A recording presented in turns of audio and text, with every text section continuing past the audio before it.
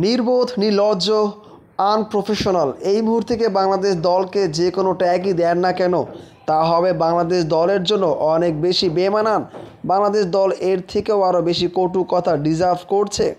2 যুগের বেশি ধরে যে দলটা ক্রিকেট খেলছে সবচেয়ে পছন্দের ফরম্যাট ওডিআই, সেই ফরম্যাটেই নাকি বাংলাদেশ দল আফগানিস্তানের সাথে নাকানি চোবানি খেলো।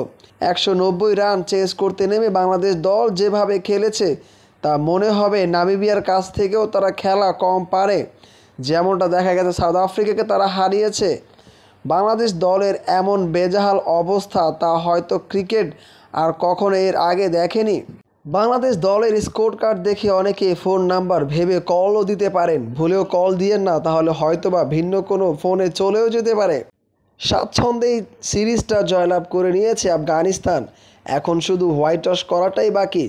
বাংলাদেশ দলকে হোয়াইট ওয়াশ করেই হয়তো টি-20-র ঝালটা মেটাবে আফগানিস্তান। সে রাস্তাটাও পুরো পরিষ্কার করে দিয়েছে বাংলার মিডল অর্ডার ব্যাটসম্যানরা। তারা অলরেডি জানান দিয়েছে আফগানিস্তানকে যে তারা খেলা খুব একটা পারে না মিডল অর্ডাররা। এখন বাংলাদেশ দলের শুধু অপেক্ষা, প্রহর গুনতে হচ্ছে। 14 তারিখেই হোয়াইট ওয়াশের পালা। যেখানে আফগানিস্তান স্বাচ্ছন্দ্যেই বাংলাদেশ দলকে হারাতে পারে সেটা খুব অচিরেই এখন বিশ্বাসযোগ্য।